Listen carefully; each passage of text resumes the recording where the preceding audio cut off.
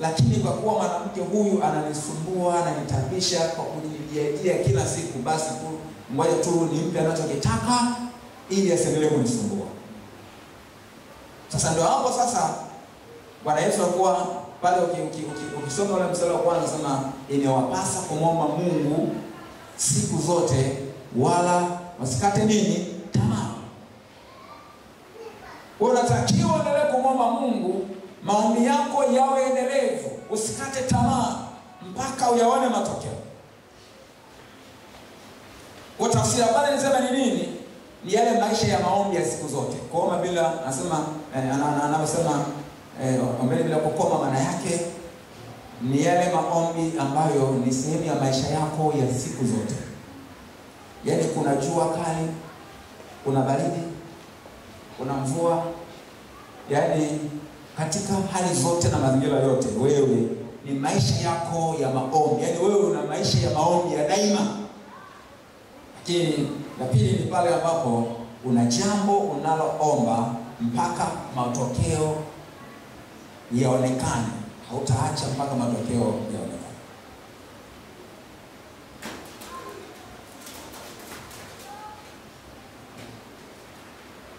Hasa maombi yana faida zaidi ya moja. Kabla ya wewe kupata kile unachokiomba, faida ya kwanza, yale maombi yanashughulika na wewe, yanakubadilisha wewe. Na kwa sababu sisi tukiwa katika hali ya binadamu ni watu ambao tunakosa hiki kitu kinachoitwa consistency. Mungu kwa kutupenda, Mungu kwa huruma zake, Mungu kwa rehema zake, huwa wakati mwingine au wakati mwingi anaruhusu mazingira fulani hivi yawe ni kichocheo cha sisi kuwa karibu naye kwa njia ya maombi, kwa njia ya ibada, kutafuta uso wake kwa ujumla. Maana kama mama ingekunyokea kila unachokitaka unacho, ni wachache sana ambao wangedumu kwenye maisha ya maombi, maisha ya kuwa karibu na Mungu. Kwa kabla haujapata kile unachokiomba, maombi yana faida ya kukubadilisha wewe mwenyewe. Yana activate nguvu ya kiroho ndani yako. Yana activate imani yako kwa Mungu. Yana activate hali yako ya ujasiri. Yana activate uhodari wako, ushujaa wako, na unakuwa na uwezo mkubwa zaidi wa kukabiliana na mambo magumu unapokuwa umechochea hali hizo kwa njia ya maombi. Nilipokuwa chuo cha Biblia miaka ile, nazungumzia sasa ni 2007 kurudi nyuma miaka mitatu, 2005 mpaka 2007. Tano sasa. 2005 mpaka 2007. Bwana aliposema na mimi kwamba natakiwa kuhama nilipokuwa natumika nije hapa Dar es Salaam, nilishikwa sana na uoga. Sababu kwanza nilikuwa mmoja wa maisha ya kijiji. Kweli ndio huo. Nishazoea maisha ya kijijini. Sasa nawaza na Dar es Salaam nitaishije. Nilipoanza huduma kule kijijini, nimeacha kazi ya walimu, nimeanza huduma, nitafuta mashamba, nikawa naendesha maisha ya familia kwa njia ya kilimo. Sasa ninakuja kuanza huduma tena kwa upya, na sijui nani atakaye support. Dar es Salaam hii tayari nina familia, nina watoto 4 wamekwisha kuwa wakubwa. Kwa mimi na mke wangu na watoto 4 tayari ni familia ya watu ngapi? 6. Hapa sasa siongezeke mwingine. Sijui kuna mdogo wangu, sijui kuna nani, na wasiongezeke, yani hao tu. Waliwaza mambo mengi sana kibinadamu. Hali ya uoga ikanishika sana. Itakuwaje? Nilikuwa na maswali mengi, yani sijui naanzia wapi, naishia wapi, itakuwaje? Yani sielewi. Lakini Roho Mungu aliniongoza kwenye maombi. kipindi fulani hivi, nadhani nikiwa kwenye ule mwaka wa mwisho, kwa miezi ya kutosha kabisa, nilikuwa nafanya maombi kila wiki angalau siku 3 za mwisho. Nilikuwa nafanya maombi hayo ya kufunga angalau siku 3 kwa wiki. Angalau siku 3 kwa wiki. Lakini hata kama sijafunga bado nilikuwa naomba sana. Sasa yale maombi yakaondoa woga. Nikajikuta kwamba hata kama sijui itakuwaje, ili siogopi. Na ujasiri tu kwamba nitakuja kuanza huduma na mambo yatafanikiwa tu. Lakini maombi yale, kwa hiyo maombi yalinibadilisha kwanza mimi mwenyewe, kwa maana kwamba yaliondoa woga, na badala ya woga nikapata nini? Ujasiri. Neno linasema kwamba uwe hodari na moyo wa shujaa. Hata kwenye Agano Jipya jamani, nako ni hivyo hivyo. Ukisoma Mathayo sura ya 11 mstari wa 12, anasema tangu siku za Yohana Mbatizaji hata sasa ufalme wa Mungu unapatikana kwa nini? Kwa nguvu. Nao wenye nguvu wafanyaje? Wauteka. Ndio maana Katunzi anasema kwamba by force by power kitaeleweka. Nadhani atakuwa amechukua hapo. Ukisoma Waefeso sura ile ya 6 ule mstari wa 10 anasema hatimaye mzidi kuwa hodari katika Bwana na katika uwezo wa nguvu zake. Kwa maombi yale yaliondoa woga, yakanisababisha niwe na ujasiri. Lakini maombi hayo yakanisaidia pia hata kupata kwamba ninaanzaje, nafanya nini. Kwa hiyo kule Mungu akanipa tu maarifa nifanyeje. Kwa hiyo nikaanza nikiwa huko chuoni nafanya kile ambacho Mungu ananielekeza. Of course mambo mengine nilikuwa napata ushauri kwa watu. Sasa wewe usifanye tu hivi. Usifanye tu hivi. Eti. Kwa hiyo nikaanza huduma na mambo yamekwenda sasa huu ni mwaka wa 16 tangu huduma hapa imeanza. Maombi yalikuwa na nafasi kubwa sana. Maombi yamekuwa na nafasi kubwa sana kutufikisha hapa tulipofika. Na hata baada ya kuanza hapa, maombi yameombwa si mchezo. Hawezi kuanza huduma alafu ukawa ni mvivu wa kuomba ukatarajia kwamba utafanikiwa. Haiwezekani. Maana si kwa uwezo wala kwa nguvu za kibinadamu, lakini ni kwa nguvu za Roho Mtakatifu. Bwana Yesu asifiwe sana. Sasa tunazungumza maombi kwenye mambo haya ambayo yanatafsiriwa kwamba ni ya kiroho.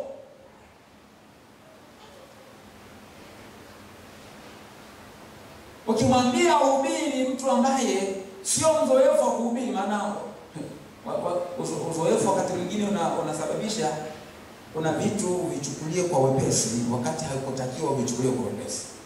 Lakini tunaona vile ambavyo mtu ambaye anaanza tu huduma ya kusimama mbele za watu, kumwambia asimame mbele za watu kama hawa, aweze kufundisha, aweze kuhubiri vile ambavyo kibinadamu anatetemeka. Sasa ili apate ujasiri, nakuta huyu mtu ndio maana ukimshtukiza anapata shida. Anataka umpe muda wa kutosha. Ukimwambia mapema, yani hapo atachukua hatua za kufunga. Kama hakuwa mwombaji sana, yani kwa sababu hiyo ataomba sana. Atatumia muda mwingi sana kwenye maombi. Na ile maombi yatampa ujasiri. Kupitia maombi hayo atapata ujumbe. Kupitia maombi hayo atavikwa uwezo wa kufanya ile huduma. Alafu atafanikiwa kwenye ile huduma. Kwa mara nyingi sana zinapokuwa ni huduma za kiroho ndizo tunazozihusisha sana na maombi. Lakini yanapokuwa ni mambo ya kawaida ya maisha, tunadhani ya kwamba hayo tutashughulika nayo kwa njia za kawaida. Hapo ndipo tunapokosea. Hauwezi kutarajia upate mafanikio makubwa kupitia kilimo kama wewe sio mwombaji. Hauwezi kutarajia upate mafanikio makubwa sana kwenye biashara kama wewe sio mwombaji. Kwa kanuni hizi ambazo nimesema hizi za activate spiritual power zinahitajika pia hata kwa ajili ya kupata mafanikio kwenye hayo maeneo mengine ya maisha. Nisikilize leo hii. Na ukianza kufanya hivyo utaniambia kesho, utanipa ushuhuda kesho ndio utaona matokeo. Halo? Unatarajia unawezaje ukashinda changamoto za kwenye biashara? Kwenye biashara kuna changamoto hata za nini? Wasema ushindani, si ndio? Soko. Ushindani wa soko, si ndio? Unawezaje kushinda changamoto za soko, ushindani wa kibiashara? Kwenye ulimwengu wa biashara unakutana na watu ambao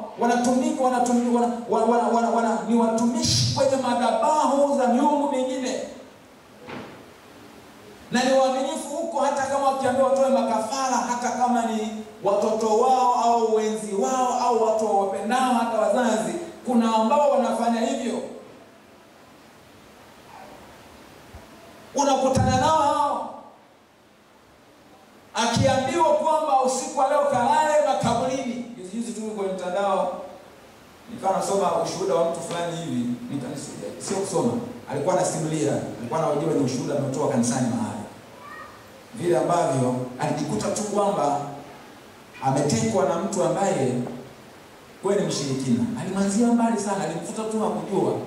Lakini amejikuta kumbe tayari ameshajiungamanisha na mtu ambaye ni mtu ambaye anatumikia madhabahu zingine huko za miungu mingine. Akaanza kumshirikisha vitu ambavyo ni vibaya ambavyo hakuwahi kufanya. Kwa mara ya kwanza ndio akaanza kulazwa makaburini na nini. Sasa just imagine kwamba mtu na akili zako unaambiwa sasa huko wewe ukalale makaburini huko, yaani huko usiku kucha makaburini. Lakini kwa sababu ndio masharti anayopewa huyu ili afanikishe mambo yake, yupo tayari kufanya hivyo. Hello? Vitu vingine vya ajabu kabisa. Kuna nyakati mara ubakaji, nashangaa mtu inaweza, yani inakuaje mtu anambaka mtoto aliyemzaa mwenyewe na vitu kama hivyo. Ukifuatia sema kwamba ni masharti bwana apigana. Miaka ya nyuma sana kule kuna baba mmoja alizaa na binti yake, yani binti kabisa wa mzaa. Binti yake kabisa. Lakini sasa yule baba kwa ni tajiri, alikuwa ni masharti, lakini ikatokea sasa kiumbe kikatokea. Sasa nawaza huyu anayezaliwa atamwita baba, atamwita babu.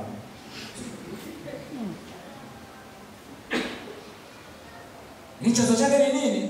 Masharti ya waganga. Ili afanikishe mambo yake. Leo hii wewe unapofundishwa neno la Mungu, ni kwamba ili kwamba Mungu akufanikishe, Mungu akustawishe, unatakiwa utekeleze haya na haya na haya kwa mujibu wa neno la Mungu. Wewe unaona kwamba ni vigumu.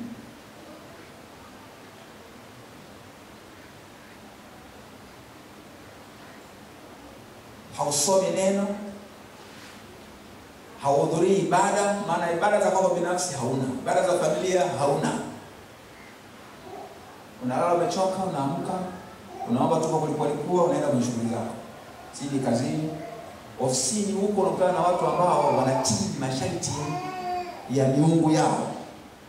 Wewe hautii au hatekelezi masharti ya Mungu wako. Unaishi tu kama mtu fulani wa kawaida. Hauombi, hausomi neno na kutafakari, hauna ibada ya kwako binafsi wala ya kanisani, haushiriki pasavyo. Ukipunguza zile za katikati, baadaye shetani anatengeneza mazingira zinaanza kupungua na hizi za Jumapili. Unakuja moja moja. Unakosa ibada. Kinachotokea unakuwa ni mkavu kiroho. You lack spiritual power. Kwa hiyo unapoingia kwenye mazingira yote yale, iwe ni kazini, iwe ni kwenye biashara, iwe ni kwenye nini, unakutana na vitisho vingi, unakutana na abnormalities nyingi. Na kwa sababu shetani anataka akushinikize ili urudi kwake, kumsujudia yeye, kumwabudu yeye, kumtumikia yeye, anakutengenezea mazingira fulani hivi ambayo utajikuta kwamba naishi kwa shida. Sasa kwa sababu wewe hautaki kuliishi neno, kinachotokea ni nini? Hata wale wanaoitwa watumishi wa Mungu utakaowafurahia ni wale ambao watakutaka wewe ufanye vitu fulani ambavyo havikuwajibishi wewe katika maisha yako ya kila siku. Utaambia sisi utoe sadaka, sisi ufanye na nini, uombewe, tutamkiwa matamko ya kinabii na nini, kama vile ulivyokuwa, kama vile mtu anaenda kwa waganga wa kienyeji. Kwa vile vitu ambavyo vinafanyika huko ndivyo na wenyewe vitafanywa kwenye mazingira kama vile ni madhabahu za Mungu. Lakini huyu anayekutamkia hivyo, huyu ambaye anasema kwamba wewe utoe sadaka, sisi mara ukombozi, mara sisi sadaka ya nini, ili akufanyia labda maombi maalum, lakini hakufundishi kuwa na ile discipline ya daima. Maana kinachokupa wewe ushindi ni ile discipline ya daima, ni yale maisha yako ya siku zote, sio matendo unayoyatenda unapokuwa umebanwa tu, alafu baada ya hapo unaondoka kwenye hautaratibu wako wa daima. Hauwezi kupata matokeo kama utakuwa unafanya baadhi ya vitu ambavyo inaonekana kama ni Biblia, lakini sio mtu ambaye unalitenda neno katika hali ya uendelevu. Yaani sio consistent. Hauwezi kupata ushindi. Wakati fulani nikasoma kwenye mtandao kusema a part-time Christian cannot defeat a full-time devil. Part-time Christian ndio kama huyo ambaye hajashikamana vizuri na Mungu. Ni mtu ambaye hasomi neno, yani haliishi neno. Sio mtu wa neno, sio mtu wa ibada, sio mtu wa maombi endelevu, sio mtoaji ule utoaji ambao ni endelevu, ambao unazingatia taratibu za kimaandiko. Huyu sasa naweza kumaanisha na part-time Christian, lakini unakutana na full-time devil. Maana ni shetani ambaye yeye anamaanisha katika vitu vyake. Unakutana na watumishi wake ambao wao wako serious. Sasa kwenye ulimwengu wa namna hiyo, unatarajia utapataje mafanikio? Inakuwa ni ngumu sana. Bwana Yesu atusaidie. Bwana Yesu akusaidie. Kuanzia leo ubadilike. Kuanzia leo uwe mtu wa tofauti. Kuanzia leo uwe mtu wa neno. Kuanzia leo uwe mtu wa ibada. Kuanzia leo uwe mtu wa matoleo, mtoaji. Kuanzia leo uwe mtu wa matendo, maana imani pasipo matendo imefanyaje? Imekufa nafsini mwake. Kuanzia leo uwe mtu wa maombi, maombi kama sehemu ya maisha yako ya kila siku. Utapata ushindi, utapata mafanikio katika mambo unayoyafanya yaliyo katika mapenzi ya Mungu. Bwana Yesu atusaidie leo. Maana ni kweli tumeahidiwa kuna ahadi za ulinzi, ahadi za baraka, lakini baraka hizo, ulinzi huo, ustawi huo, mafanikio hayo tulioahidiwa na Mungu yatabaki kuwa ni story tu, hayatakuwa na uhalisia kwenye maisha yako kama wewe hautayaishi haya ambayo ninakufundisha leo hii. Unataka matokeo, ni lazima uyatende haya. Ni lazima uwe na spiritual power, uactivate power. Hapa ndipo utapata mafanikio, kwa sababu tangu siku za Yohana Mbatizaji hata sasa ufalme wa Mungu unapatikana kwa nguvu, na wenye nguvu uteka.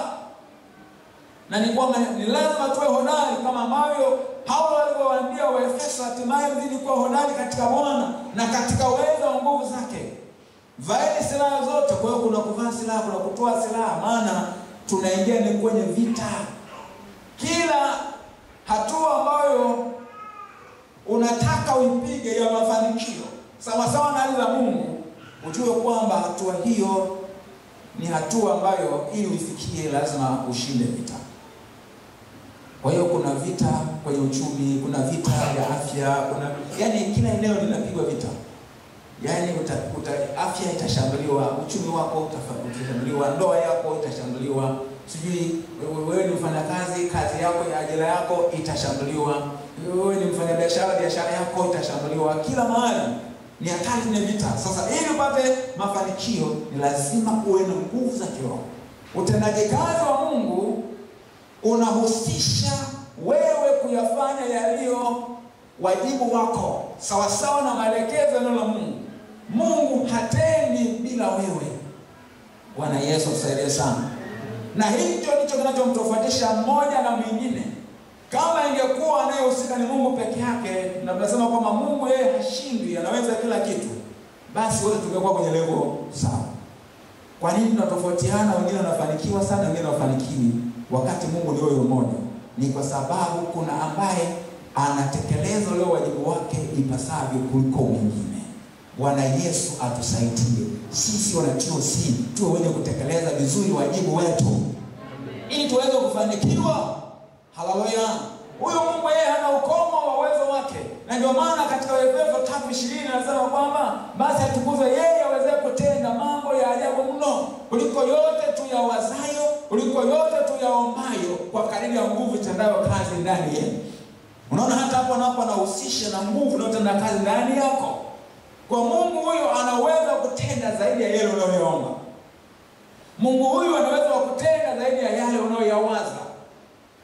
Lakini utendaji wake huyo Mungu utaendana na nini? Na kiwango cha nguvu itendayo kazi ndani yako. Allah. Na ndio maana juzi tukawa na ule ujumbe unasema kwamba how big is your God? Kwamba Mungu wako ni mkubwa au ni mkuu kiasi gani?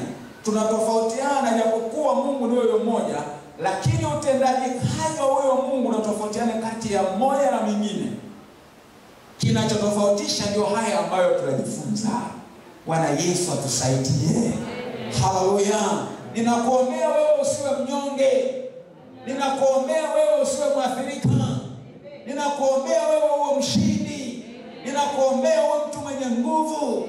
Ninakuombea wewe mtu mwenye uwezo wa kupambana na kushinda. Kama ambavyo Ibrahimu alishinda katikati ya wachawi, katikati ya watu ambao walikuwa wanaabudu miungu mingine. Wanaabudu miungu mingine, lakini alifanikiwa. Alifanikiwa Ibrahimu. Alifanikiwa Isaka. Walijaribu kuleta hili na lile, wapige vita hivi na vile, lakini walishindwa kwa sababu huyu alikuwa anamwamini Mungu na alitekeleza ulio wajibu wake. Lakini Yoshua akaambiwa awe hodari na moyo wa ushujaa, na yeye kwa sababu akawa kweli hodari na moyo wa ushujaa, tunaona vile ambavyo Yoshua alifanikiwa kama kiongozi wa taifa la Israeli. Bwana Yesu asaidie sana. Na sisi tuwe mahodari na moyo wa ushujaa. Uwe hodari na moyo wa ushujaa katika jina la Yesu aliye hai. Uwe hodari katika huduma yako. Uwe hodari katika nyumba yako. Wewe ni mwanandoa, uwe hodari katika ndoa yako. Haleluya. Usalama, ustawi na mafanikio ya ndoa yako yanategemea uhodari wako.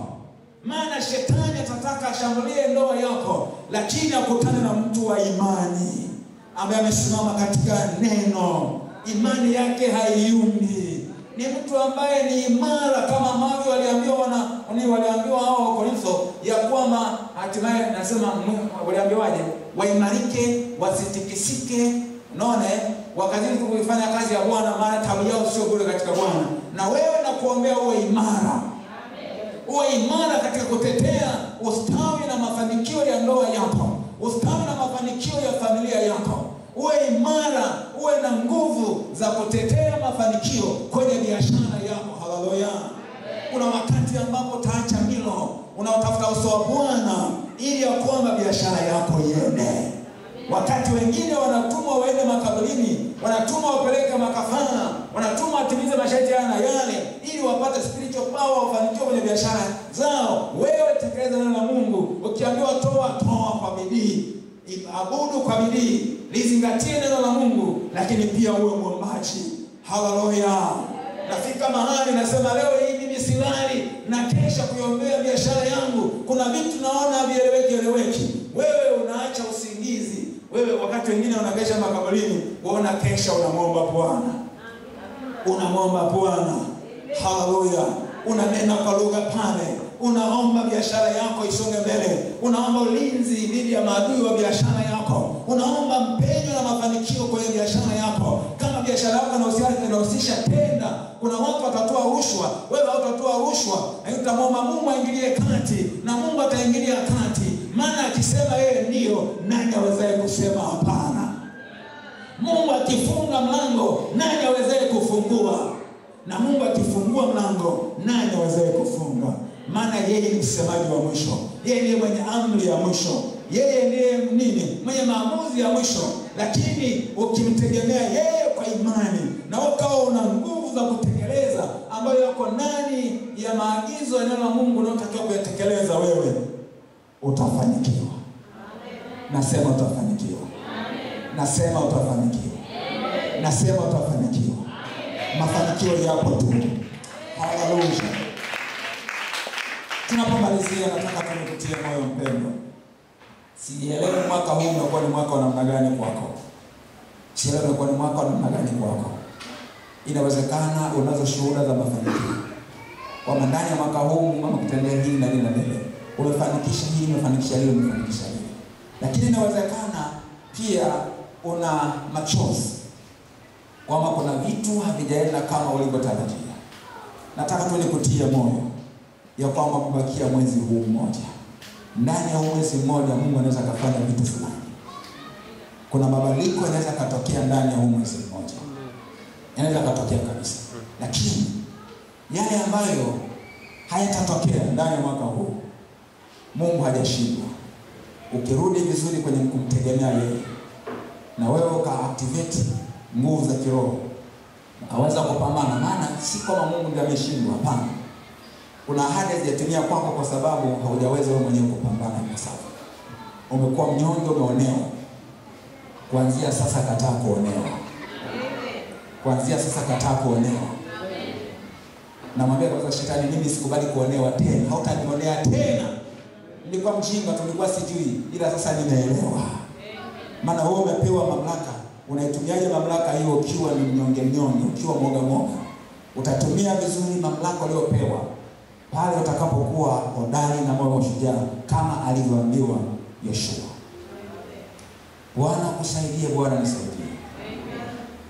Vile vitu ambavyo umechelewa kuvipata, utakapokuwa sasa unarudi vizuri kwenye wajibu wako, Bwana ni mwaminifu, anaweza akafanya restoration, anaweza kufanya urejesho. Kuna vitu ambavyo Mungu hata kama inaonekana kama umechelewa, anaweza akasababisha vitu vitokee ndani ya muda mfupi ambavyo vingepaswa vitokee hata ndani ya miaka 10, inaweza kutokea ndani ya mwaka mmoja. Vitu ambavyo vingetakiwa vitokee ndani ya mwaka mzima inaweza kutokea ndani ya mwezi huu, ndani ya mwezi huu mmoja. Vitu ambavyo vingetokea ndani ya miaka 10, 20 inaweza kutokea ndani ya mwaka mmoja au miaka. Maana Mungu anaweza akasababisha urejesho, na anaweza kufanya compensation. Anaweza kafidia ili makusudi yake yaweze kutimia. Lakini kubwa sana ni pale ambapo wewe utatambua nafasi yako, na utakao ni nafasi yako, na utakubali kulipa gharama. Kwa ajili ya kutiveti nguvu hizi za kiroho, ni lazima ulipe gharama. Lazima ulipe gharama. Mafanikio si mara zote kwamba ni maisha ya starehe, maisha ya kuboteka. Unaweza kaishi maisha fulani ambayo ni ya kulipa gharama sana. Watu wenye mafanikio makubwa wanalipa gharama ya kulala masaa machache. Wanalipa gharama ya kufanya kazi masaa mengi na kupumzika muda mchache. Wanalipa gharama ya kupotezea starehe fulani wasizipate ili wafanikishe mambo yao fulani. Kuna gharama wanazozilipa ili wapate mafanikio. Na wewe uwe radhi kulipa kila gharama inayohitajika halali ili uweze kuyapata mafanikio. Nakutia moyo kwamba mafanikio yapo kwa ajili yako. Simama kwa miguu yako sasa. Tutachambua vipengele mbalimbali na kuombea kipengele kwa kipengele. Kwa hiyo ninakukaribisha usikose. Kwa wewe ambaye kwa namna moja au nyingine ni vigumu kupata nafasi ya kuja hapa kuomba, basi fuatilia sana kwenye group letu la WhatsApp. Na tutakuwa na ushauri na maelekezo mengine mbalimbali. Hakikisha kwa kama kuna mahali unahisi kwamba utakuwa ulizembea, basi unaweza kaomba mbele za Mungu akurehemu. Na mimi nitakuombea rehema ili ya kwamba shetani asitake advantage. Unajua kuna wakati ambapo shetani anachukua ni kama vile anataka advantage ya uzembe fulani, ujinga au kutokujua kwako, kutokuwajibika kwako. Nifuatishe maneno haya. Mnyoosha mikono miwili juu, funika macho yako sasa. Useme haya kwa imani kabisa na kwa unyenyekevu. Sema, Mungu wangu, Mungu wangu, ninakushukuru kwa upendo wako. Ninakushukuru kwa upendo wako. Ninakushukuru kwa rehema zako. Ninakushukuru kwa rehema zako. Nisamehe Bwana. Nisamehe Bwana. Pale ambapo sijatekeleza ulio wajibu wangu kwako. Nisamehe Bwana. Nisamehe Bwana. Kuanzia leo. Kwa neema yako. Nitatekeleza kila ninalolijua ni wajibu wangu kulitekeleza. Ili uwezo wako udhihirike katika maisha yangu. Hatimaye yawe yenye ustawi na mafanikio. Maana hayo ndio makusudi yako. Bwana, naomba unisaidie. Ili ya kwamba niweze kustawi, niweze kufanikiwa katika maeneo yote ya maisha yangu, ya kiroho na ya kimwili. Katika jina la Yesu aliye hai. Najitoa kwako. Kwa neema yako. Niko tayari kulipa gharama. Nahitaji neema yako Bwana. Maana peke yangu siwezi. Jina lako Baba libarikiwe na kutukuzwa. Asante Baba kwa ajili ya watoto wako hawa. Wajua kila mmoja vile alivyo. Wajua maisha yake. Wajua alikotoka, wajua alipo na anakoelekea. Wajua mfumo wa maisha yake anaoendesha.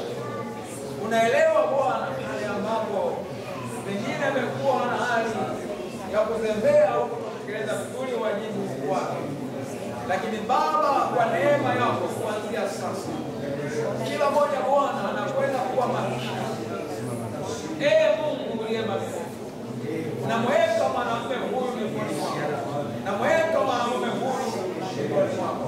Namweka mwanamke huyu mikononi mwako. Namweka kijana huyu mikononi mwako. Ninaomba Bwana neema yako isimpungukie yeyote katikati yetu Bwana. Na usaidie kuwa waombaji. Bwana Mungu usaidie kuwa waombaji. Usaidie kuwa waombaji. Usaidie kuwa waombaji. Usaidie kuwa waombaji. Usaidie kuwa waombaji. Maana neno lako linasema kwamba tuombe bila kukoma. Tuombe bila kukoma. Tusaidie kuwa waombaji. Katika jina la Yesu aliye hai. Katika jina la Yesu aliye hai.